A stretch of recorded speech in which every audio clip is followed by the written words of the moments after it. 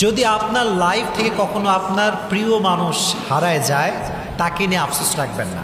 For example, কাউকে আপনি পছন্দ করেন, কাউকে আপনি যে স্ত্রী হিসেবে চান, অথবা কোনো মেয়ে কাউকে হাজব্যান্ড হিসেবে চায়, যদি এরকম কোনো ব্যক্তি যে লাইফ থেকে হারিয়ে যায়, এটা নিয়ে কখনো আফসোস রাখা যাবে? মনে রাখবেন, আপনার লাইফ থেকে যখন কেউ চলে যায়, কেউ হারিয়ে যায়, এটা একজনের সিদ্ধান্ত। তিনি কে?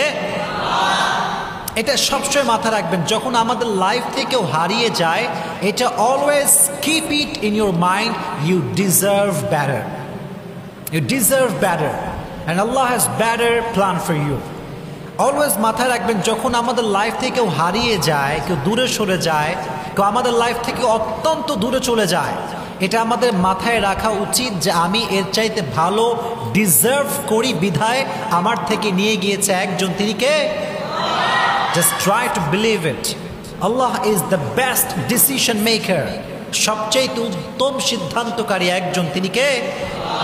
হ্যাঁ, আমাদের যে কাউকে পছন্দ হতেই পারে। অ্যাজ এ ম্যান আমরা, এটা আমাদের ন্যাচার, যে কাউকে দেখলে পছন্দ হতে পারে, কারোর সঙ্গে কথা বললে পছন্দ হতে পারে, অনেকটা আমরা ঘনিষ্ঠ হতে পারি।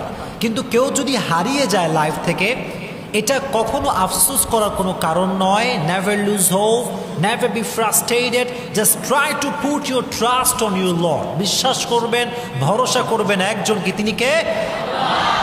অ্যাটাচমেন্ট খুবই স্বাভাবিক, কিন্তু হারায় গেলে আফসোস রাখা যাবে না। রাজি আছেন ইনশাআল্লাহ?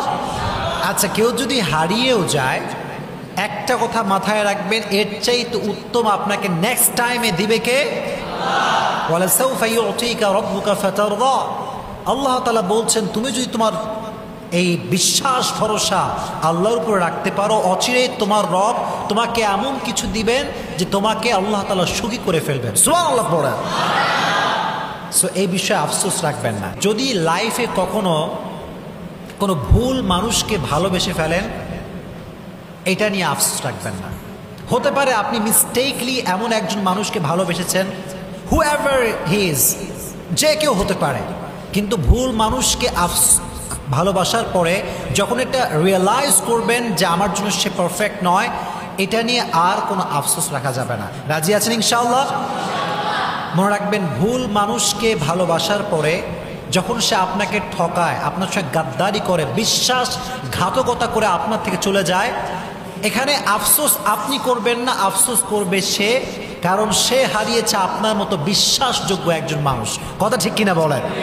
আর আপনি হারিয়েছেন একজন বিশ্বাসঘাতক, প্রতারক, খারাপ মানুষকে। So don't regret about it. খারাপ মানুষকে, ভুল মানুষকে ভালোবেসে ফেলেছেন এবং এটা রিয়েলাইজ হয়ে গিয়েছে যে আল্লাহ, এটা তো ভালো ছিল না। এটার জন্য আপনি শুকরিয়া আদায় করবেন যে আপনি বুঝতে পেরেছেন। বাকি এটা নিয়ে কোনো প্রকার কোনো আফসোস রাখা যাবে না। রাজি আছেন ইনশাআল্লাহ?